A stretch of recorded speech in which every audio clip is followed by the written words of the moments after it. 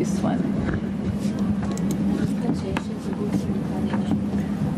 יש תרגום סימולטני, מי שרוצה תרגום סימולטני אפשר לקבל בחוץ.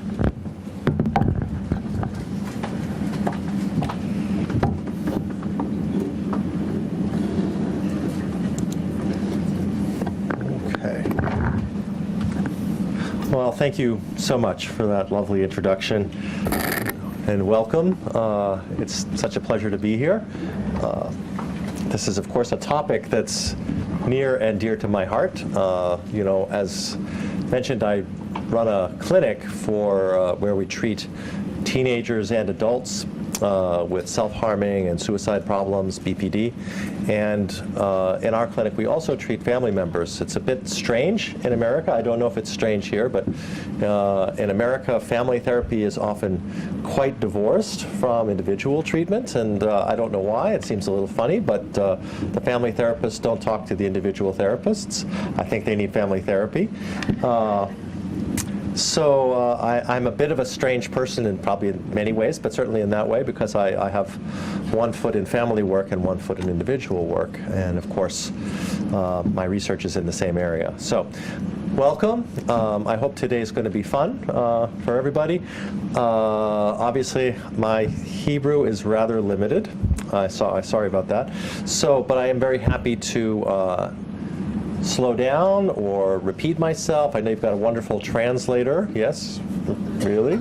But I'm also very happy to repeat anything, and I'm also happy to take questions. I hope the next couple of hours are going to be useful to you. So please jump in, ask questions, do role plays with me. I'll have a few things for us to practice too. And I hopefully will learn something and have a little fun in the process. Before we start, can I just ask you, how many of you are working with families primarily? How many are working with families primarily? And how many of you are working with individuals primarily? Okay. And how many of you do both? Oh, look at you. Some balanced people. Look at that. Great. Okay. Excellent. Okay. All right. So what I want to do for the next couple of hours, and we will take a break halfway through this in about an hour or so. Just for 5 minutes to bear with me, I want to tell you a little bit about our research to give you a context that the things we're doing are both coming out of research that we do, but they're also driving the research that we do. That's the nice thing about running a clinic and a research lab that are in the same building.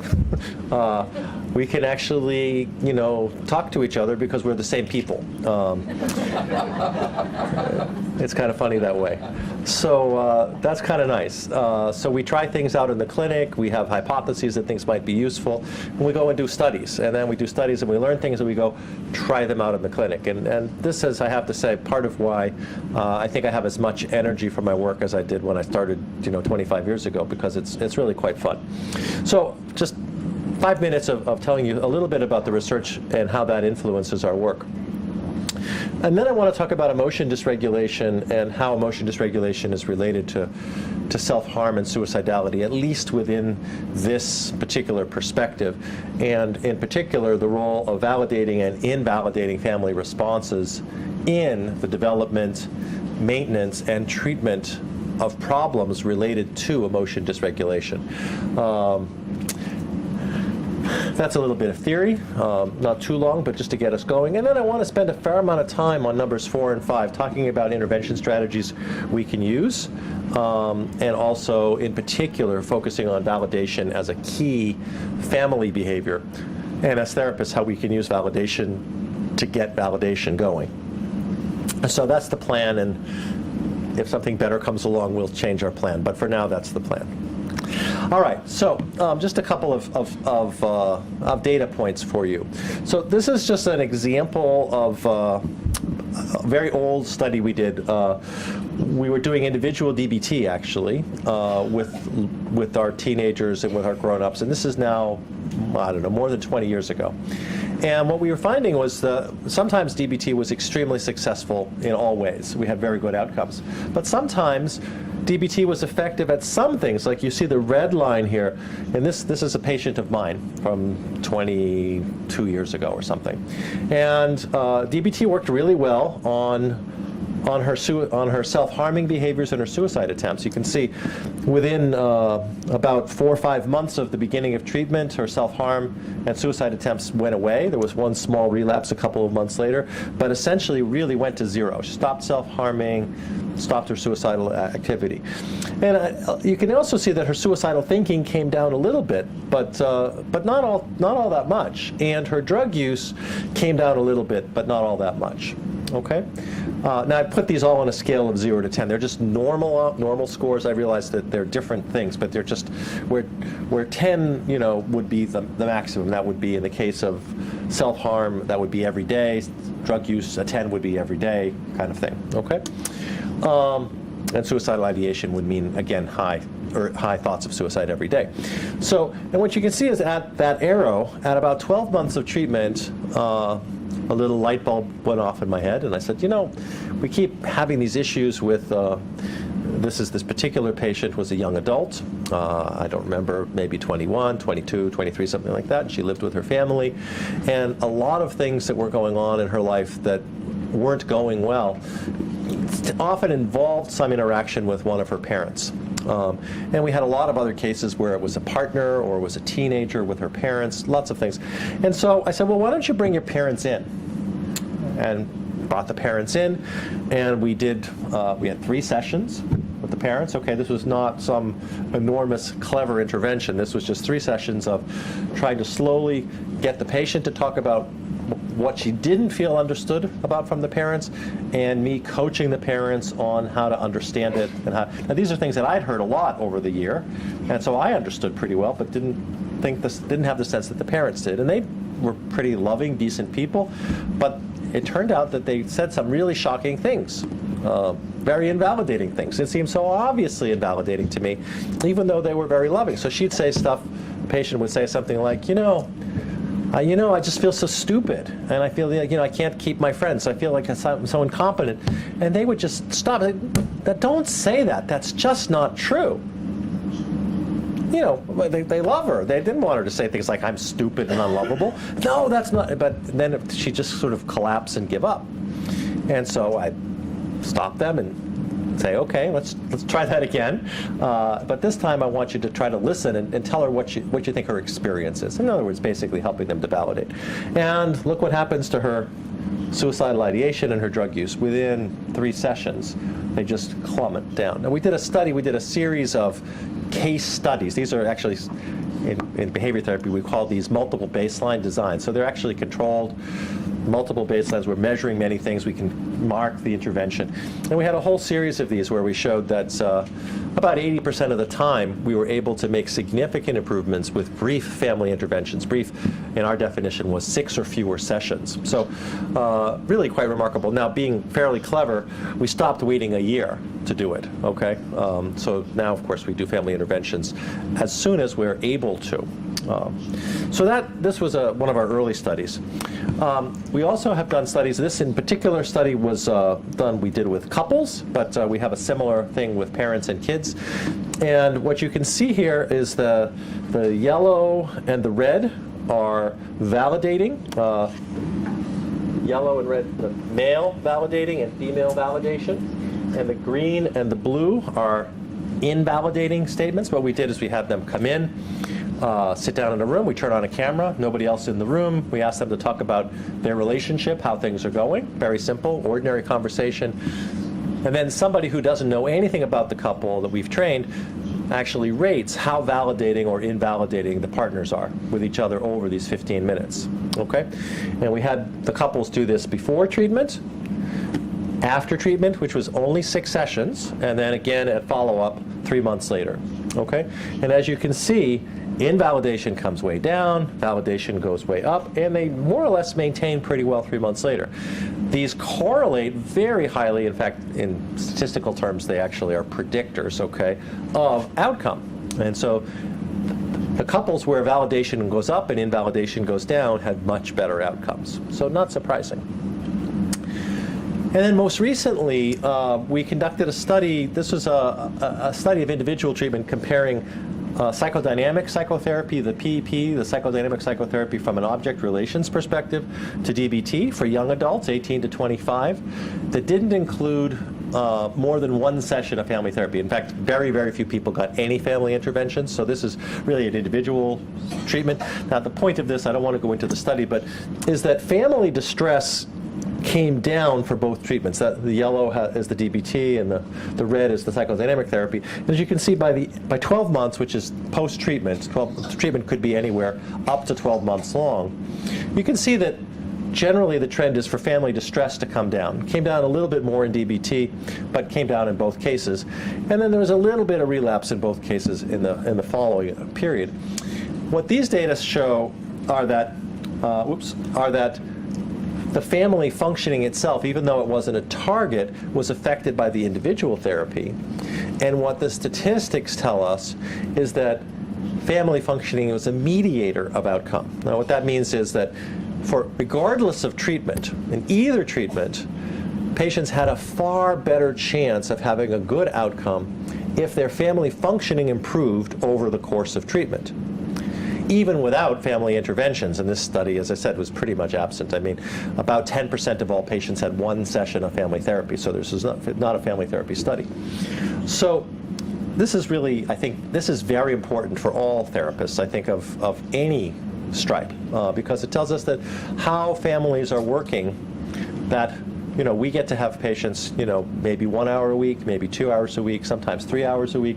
Well, then there's another 167, 166, 165 hours in the week. And who are they primarily spending that time with? And so if we can influence that time, that can have a leveraged effect on their outcome. So that's made us very hopeful about the promise of adding family interventions. And I say adding because I don't for a moment want to suggest that family interventions would replace individual therapy for suicidal people. Of course, that's not at all what I'm suggesting. But I think we might consider the role of adjunctive family therapy in this. Okay, now, over the last 40 years or so, I've lost count.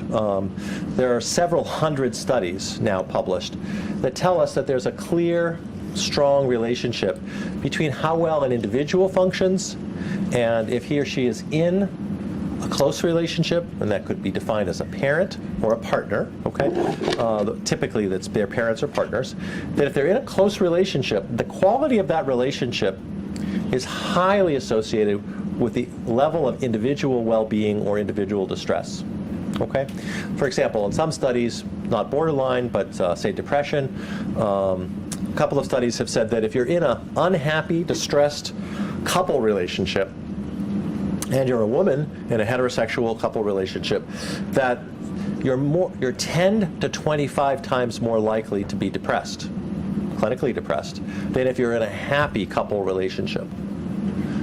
Now, anybody say, duh, I know that? Anybody saying that in your head? Duh, I know that, right? I don't think I'm probably shocking you, okay? But how is it that we can ignore this in our treatments? I mean, it's kind of interesting.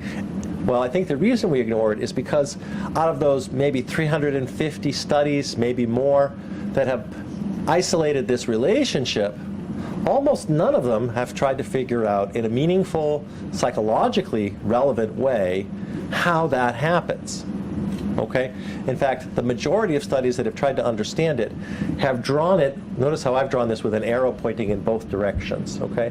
Believe it or not, most studies that have tried to understand this relationship have drawn the arrow in one direction. They've said, and starting in 1976, a very nice paper by Jim Coyne says, living with somebody who's depressed isn't easy. It ruins your relationship. So he drew the arrow this way, okay, from left to right. And then a whole series of studies, many by Steve Beach, Frank Fincham, Dan O'Leary, lots of other people. They say, being in a lousy relationship is depressing. And I'm just using the word depressing just as generic for individual distress, and draws the arrow that way. And these people have been fighting with each other for 40 years. Which direction does the arrow go? Okay, I'm dialectical. I don't have this internal turmoil. I have no trouble saying, duh, it goes both ways, okay? And who cares? Because they're related. right? What one person does influences the partner, and how the partner responds influences the individual. Duh. Okay. I mean, I don't mean to offend anybody, because I realize if you're in the middle of it, you don't always know that you're the fish. You don't know that there's water. So, but I breathe air, so I pop out of the water once in a while. Okay. So, one way we can understand this transaction, if you will, this reciprocal relationship, is by plugging emotion dysregulation into the middle. Is everybody familiar with the term emotion dysregulation? Who's not familiar with the term emotion dysregulation? Anybody not? I'm happy to explain. Okay, great. So won't stop here. But emotion dysregulation could be, yeah. Okay. What do I mean by? Okay, good question. So for our purposes, what I mean by emotion dysregulation is that the person encounters emotional arousal that's unpleasant enough that it gets our attention focused on getting rid of that pain. Okay? That's the point of dysregulation. If it's below that, we're just miserable. Like, think about it. Let's start with physical pain as an example. Okay? So imagine that, I hope this isn't true for any of you, but maybe you're sitting here with a headache. Okay? Somebody here probably has a headache. There's enough people here. I'm really sorry. Don't mean to call your attention to it. Okay? You got a headache. One of those, you kind of think about, oh yeah, I got a headache, okay? But you're able to keep focused. You stay here. You're kind of maybe interested in the topic. And every once in a while you notice you have a headache, but then you sort of shrug off and you keep going, okay? That's not dysregulated. That's having a headache. Okay? Or the emotional equivalent is being unhappy about something, being miserable, having a little anxiety, having some sadness, having some embarrassment, being frustrated, lots of emotion, okay? But still able to do what's needed in your life, daily life. But let's imagine that at some point the headache got really big, okay? It kept getting incrementally bigger. When you go to a hospital and you have you break your arm or something, and they ask you to rate your pain on a scale. Do they do that here? They probably do, right? What scale do they use? 1 to 5? 1 to 10. Okay, so on a 1 to 10 scale, where 10 is the worst pain you've ever had, and 1 or 0 is none at all, right? You rate. Now, at some point, I don't know what that point is, and it's very subjective. Yeah. They use the faces, yeah. Right, exactly. And the face gets more and more extreme. Yeah, exactly. And so at some point, I just want you to think about it. As you go from 0 to 10, at some point, and it's different for each person, you stop having the pain and are able to do what you are doing, and you start focusing on, I got to get rid of the pain. Okay? And that's true for everyone. Now, for some people, they might say it's at 4. Some people might say it's at 8. Other people might say it's not until 10. But everyone has a point at which, okay, I can't listen to this anymore. I can't sit here anymore. I gotta do something. Okay? That's when you're dysregulated. Now, I want you to notice there's no criticism in that. And it's a normal thing to do. Everybody gets dysregulated. Actually, I think everybody gets dysregulated from pain at some point, right? I mean, about 10 years ago, my gallbladder didn't want to be in my body anymore, right? So, I couldn't sleep. I couldn't fall asleep, and so I got dysregulated. I mean, I was dysregulated. I couldn't sleep. I couldn't just lie there. So I eventually went to the hospital, and they took it out. Okay, that's dysregulated pain, right? I mean, I didn't go to work. I went to the hospital. Okay? I mean, I hope you're not being too judgmental with me for that, right? Okay?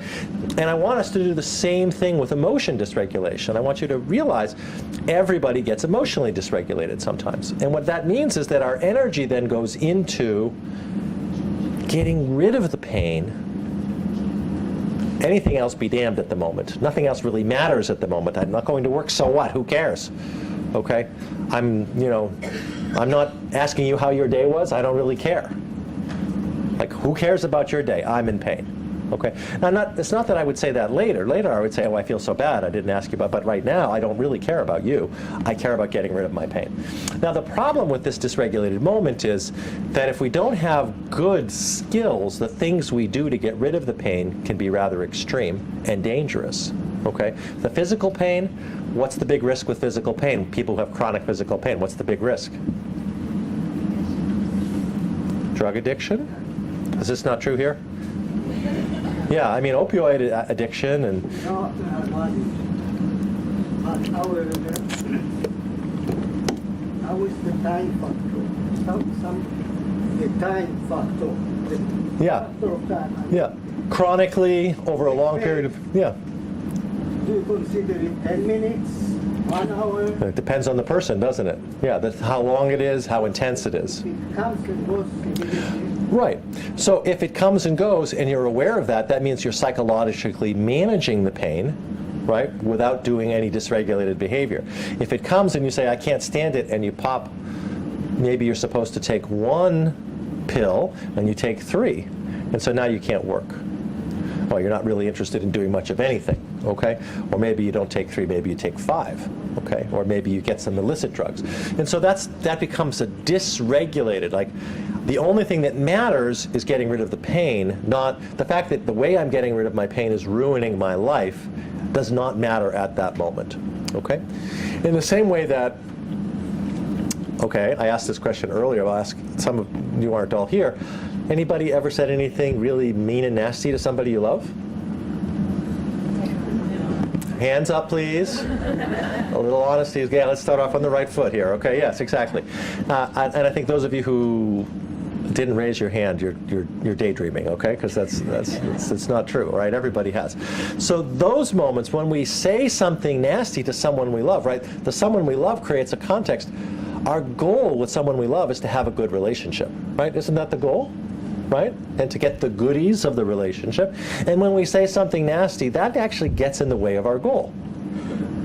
But that's not the only goal. At that moment, the other goal became much bigger, pushing you away because you were doing something that I didn't like, and I felt a lot of pain from something you were doing, so I pushed you away in a way that was actually maybe doing damage long term, but in the short term I got something. Right? Just like popping a lot of pills when you have a headache. Yeah, maybe you get rid of the headache and you go to sleep, but you miss a day of work.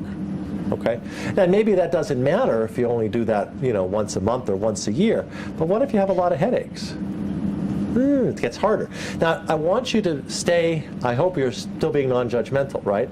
The person with the headaches, the person with the physical pain, the person with the emotional pain, we don't want to blame them. We want to simply notice that this is a really tough situation to be in, and actually there are some human qualities of wanting to escape the pain, which are pretty normative and can be very dangerous. Okay, so that's what we mean by emotion dysregulation. It's not the same as being upset, because you can have a lot of negative emotion and be perfectly regulated, right? You could be very upset with your partner, or your child, or your parent, okay? And still, the way you respond could be not nasty. Could be blunt, could be clear, could be forceful, assertive, and kind at the same time. Could be.